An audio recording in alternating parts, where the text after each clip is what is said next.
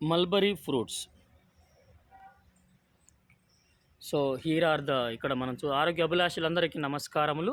ఈరోజు మనము ప్రకృతిలో భగవంతుడు ప్రసాదించినటువంటి వరాల్లో ఒకటైనటువంటి యొక్క బెర్రీ ఫ్రూట్స్ని ఇప్పుడు మనం చూస్తూ ఉన్నాము.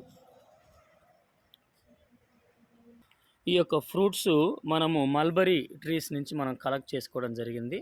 ఓకే, సో ఈ యొక్క మల్బరీ ట్రీస్ మనం మన ఇంట్లో మన పెరట్లో కూడా మనం చక్కగా పెంచుకోవచ్చు.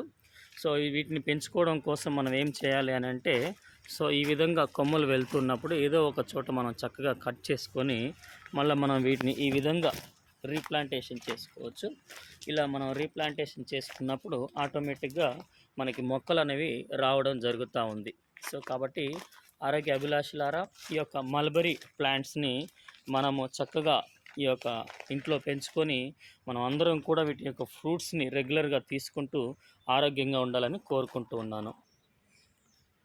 ఈ యొక్క మల్బరీ ఫ్రూట్స్ మనకి ఆరోగ్యానికి ఎంతో మేలును చేస్తాయి.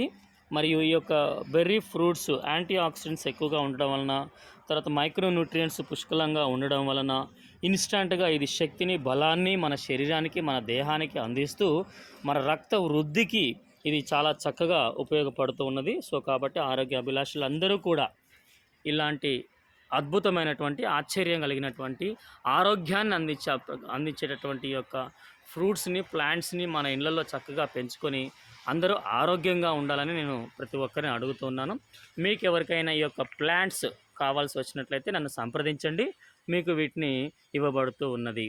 సో ఆరోగ్య అభిలాషులారా, మన ఇళ్లలో ఇలాంటి ప్లాంట్స్ పెంచుకొని మనం చక్కగా మన పిల్లలు ఈ యొక్క ప్లాంట్స్ని తింటూ ఆరోగ్యంగా ఉండాలని కోరుకుంటూ ఉన్నాను. సో ఆరోగ్య అభిలాషులందరికీ I wish you good health and healthy life. ప్రతిరోజు ప్రతినిత్యము ఈ యొక్క బెర్రీ ఫ్రూట్స్ తింటూ ఆరోగ్యంగా ఉండాలని కోరుకుంటూ wish you good health and have a great day. Thank you so much.